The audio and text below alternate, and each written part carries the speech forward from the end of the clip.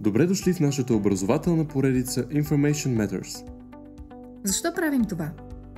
Тъй като смятаме, че медийната грамотност е много важна в наши дни.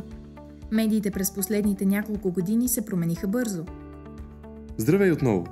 Вече сме в 12-ти епизод от поредицата, който е и последният, но за него се изисква да платите. Всъщност не. Това е 8-ми епизод, не 12-ти.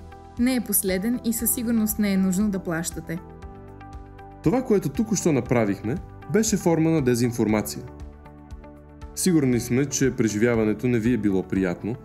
Нека сега разберем защо е важно да знаем повече. В дигиталната ера информацията се разпространява бързо и широко чрез различни онлайн платформи. Дезинформацията често използва тези канали, за да достигне бързо до голяма аудитория, потенциално да повлияе на общественото мнение и да оформи разкази.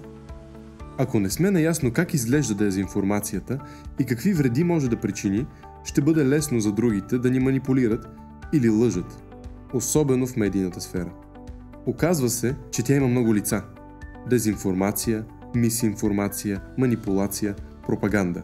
Формите на дезинформация са много. От статии, които казват неща различни от реалността и обикновено са по-лесни за забелязване, до изображения и видеоклипове, които са напълно фалшиви, или новини, които всъщност не са новини, а лъжи. Ако не ви е харесало това, че ви излъгахме в началото, което е нормално, нека обърнем внимание и на тези няколко точки под темата за дезинформацията.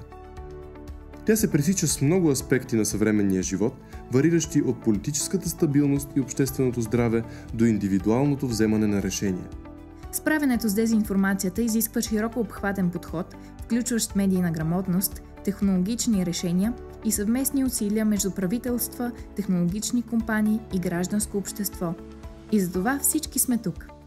Не пропускайте останалите видеоуроци от нашата информативна поредица и намерете още полезна информация от нашия уебсайт informationmatters.eu.